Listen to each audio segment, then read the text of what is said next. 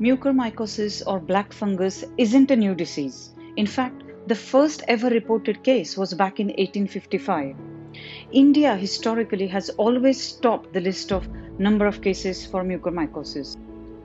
Now, any situation where someone's immune system is impaired would make him or her prone to get mucormycosis. With COVID-19 infection itself can cause impaired immune system, plus the medications that we use for COVID-19, such as steroids, certain antibiotics, and also certain drugs which modify the immune system, can obviously make someone more prone to get this infection. Uncontrolled diabetes, immunosuppressant drugs, or transplant patients, cancer patients, again are at higher risk. Thankfully, mucormycosis is not a transmissible disease, so you can't pass it on to the person next to you. But we need to recognize early signs and symptoms of this disease so that we can actually access the health service promptly.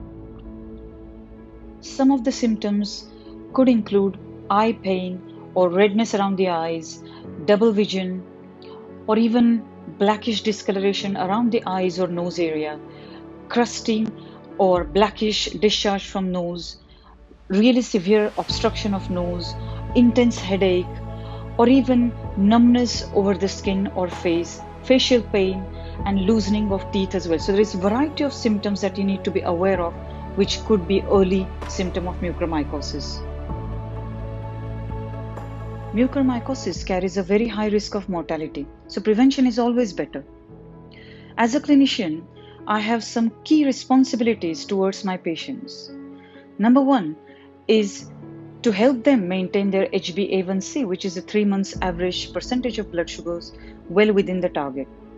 Number second is if I feel that the guidelines allow me to use steroids in my patient, I would make sure that I use the lowest possible dose for shortest possible duration. Number third, I would be very judicious about using antibiotics. All these things matter and reduce the risk of getting mucormycosis. Try and keep your blood sugars under control and discuss and take some help from your doctor if required. Help your doctor to choose judicious use of steroids and antibiotics in certain selective cases only. Always wear a mask if you're going out.